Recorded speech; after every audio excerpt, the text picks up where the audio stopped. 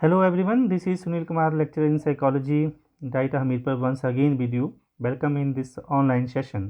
Dear trainees, आप जानते हैं कि हम चर्चा कर रहे हैं पर्सनैलिटी के ऊपर। व्यक्तित्व क्या होता है, उसका क्या अर्थ है, उसकी क्या परिभाषाएं हैं, क्या उसकी विशेषताएं हैं, इसके ऊपर हमने चर्चा करी। और उसके बाद व्यक्तित्व को प्रभावित करने वाले कौन कौन से मुख्य कारक हैं, उसके ऊपर हम चर्चा कर रहे हैं। हम मुख्यतः 3 श्रेणियों में व्यक्तित्व को प्रभावित करने वाले कारकों की चर्चा कर रहे हैं। सबसे पहले हमने चर्चा करी बायोलॉजिकल या हेरिडिटी फैक्टर्स की, कि कौन से ऐसे जैविकीय कारक हैं जो कि व्यक्तित्व को प्रभावित करते हैं। और इससे पिछले लेक्चर में हमने चर्चा करी इन्वायरमेंटल फैक्टर्स की, वातावरणीय कारक जो कि व्यक्तित्व को प्रभावित करते हैं। आज हम चर्चा करेंगे उन मनोवैज्ञानिक कारकों की जो कि व्यक्तित्व के ऊपर अपना प्रभाव डालते हैं। तो आइए देखते हैं कि कौन से ऐसे मनोवैज्ञानिक कारक हैं जो हमारे व्यक्तित्व को प्रभावित करते हैं। डियर ट्रेनी, आप जानते हैं कि सबसे पहले हमारी जो विल पावर है, ये मानसिक पहलू है, यानी कि इच्छा शक्ति। इच्छा शक्ति एक अच्छे व्यक्तित्व का प्रतिनिधित्व करती है। संवेगात्मक संतुलन के लिए, इमोशनली स्टेबल होने के लिए एक दृढ़ इच्छा शक्ति का होना बहुत आवश्यक है। अगर हम चाहते हैं कि हम इमोशनली स्टेबल बने, तो उसके लिए स्ट्रॉन्ग विल पावर का होना बहुत ज़रूरी होता है। तो दृढ़ इच्छा शक्ति एक अच्छे व्यक्तित्व का प्रतिनिधित्व करने वाला कारक है। तो इससे अभिप्राय है कि जो व्यक्ति कुछ करने की ठान लेते हैं तो उसे करके या उसके प्राप्त करके ही छोड़ते हैं। दुर्बल इच्छा शक्ति वाले व्यक्ति सदा असमंजस में रहते हैं और ऐसे व्यक्तियों में आत्मविश्वास की कमी होती है और आत्मविश्वास का अभाव होता है। अतः सुदृढ़ इच्छा शक्ति का होना एक संतुलित व्यक्तित्व के लिए बहुत आवश्यक है। Is it clear? दूसरा मनोवैज्ञानिक कारक जिसकी हम चर्चा करेंगे वो हम लेते हैं इंटरेस्ट एंड एटीट्यूड। बच्चे की रुचियां और दृष्टिकोण भी हमारे व्यक्तित्व को प्रभावित करती हैं। व्यक्ति की रुचियां और दृष्टिकोण उसके व्यवहार करने के तरीकों तथा व्यक्तित्व पर किस कदर प्रभाव डालते हैं, ये निर्भर करता है हमारे कार्य और व्यवहार में किस तरह की रुचि है। जिन चीज़ों के प्रति हमारी सकारात्मक सोच होगी, सकारात्मक दृष्टिकोण होता है, उनमें हमारी रुचि होती है, और जिनके प्रति हमारा नकारात्मक दृष्टिकोण होता है उनमें हमारी रुचि नहीं होती। अतः हमारा व्यवहार इन दृष्टिकोणों और रुचियों के ऊपर निर्भर करता है। डियर ट्रेनीज, हमारा जो तीसरा मनोवैज्ञानिक कारक है वो है aspiration level and achievement motivation, यानी कि आकांक्षा स्तर एवं उपलब्धि अभिप्रेरणा। आकांक्षा और उपलब्धि की अभिप्रेरणा एक मानसिक पहलू है। व्यक्तियों की आकांक्षाओं का स्तर और उसकी उपलब्धि अभिप्रेरणा व्यक्ति के विकास में महत्वपूर्ण भूमिका डालती है। उपलब्धि के लिए अर्थात कुछ प्राप्त करने के लिए व्यक्ति को अभिप्रेरित रहना एक अच्छे व्यक्तित्व की ओर संकेत करता है।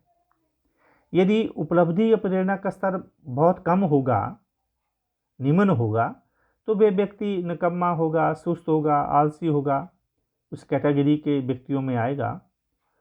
और जो व्यक्ति जिसमें आकांक्षा का स्तर एस्पिरेशन लेवल ऊंचा होगा और उनमें उपलब्धि अभिप्रेरणा का स्तर भी अधिक होगा, ऐसे व्यक्ति सदा कर्म पर अधिक विश्वास करते हैं, ना कि अपने भाग्य के ऊपर।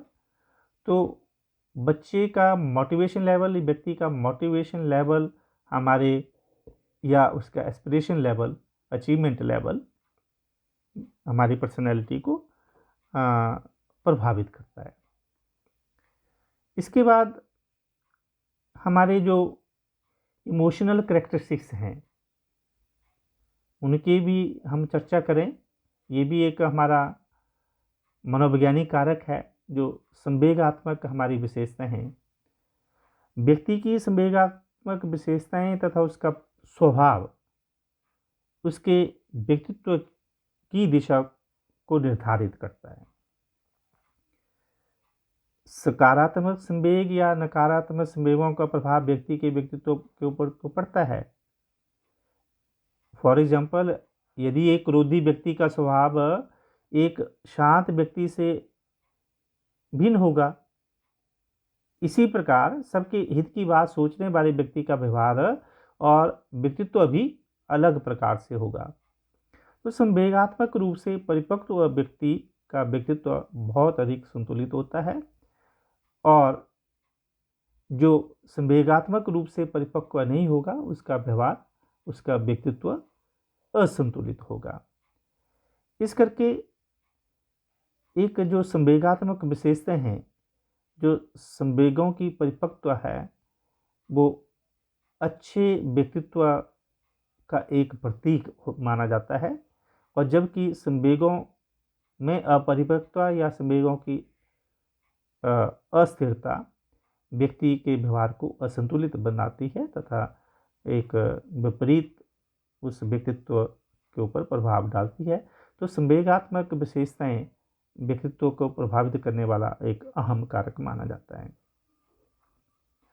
इसके अलावा डियर ट्रेनीज, हम बाकी जो भी अन्य पहलू हैं उनको अदर साइकोलॉजिकल फैक्टर्स में हम डाल सकते हैं, चाहे हमारे वो अर्जित हों, हमारे एक्वायर्ड हों, इंटरेस्ट हैं, हमारा करेक्टर है, हमारी थिंकिंग है, इमेजिनेशन है, और जितनी भी हमारी एडजस्टमेंट एबिलिटीज़ हैं वो अन्य मनोवैज्ञानिकों कारकों में हम उसको लिख सकते हैं। ये भी हमारी चरित्र, हमारा तर्क, हमारी चिंतन, हमारी कल्पना, हमारी क्षमताएं, समायोजन संबंधी योग्यताएं भी हमारे व्यक्तित्व को प्रभावित करने में अहम भूमिका निभाती हैं।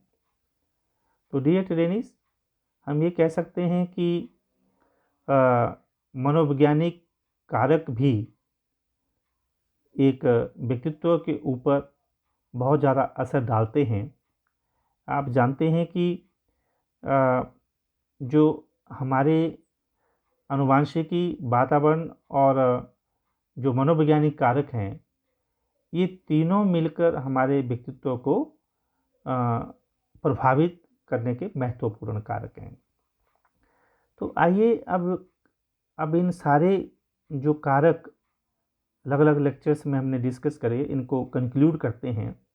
तो हम इस कंक्लूजन पे पहुंचते हैं कि we can conclude that biological, environmental and psychological factors influence the development of personality. या दूसरे शब्दों में हम ये कह सकते हैं कि personality is shaped by a number of factors. व्यक्तित्व जो हमारा बनता है उसके पीछे बहुत सारे कारक काम करते हैं। तो इन्हीं 3 कारकों को मुख्यतः हम श्रेणियों में विभक्त हमने जो किया है, हम ये कह सकते हैं कि हमारे जो चाहे वो बायोलॉजिकल कारक हैं, चाहे वो हमारे इन्वायरमेंटल वातावरणीय कारक हैं, या जो मनोवैज्ञानिक कारक हैं, ये सब सामूहिक रूप से हमारे व्यक्तित्व को प्रभावित करने वाले कारक हैं। तो उम्मीद है कि अब आप इन प्रभावित करने वाले कारकों का, व्यक्तित्व को प्रभावित करने वाले कारकों की व्याख्या करने में अच्छे से सक्षम होंगे। तो आज के लिए इतना ही। Thank you very much.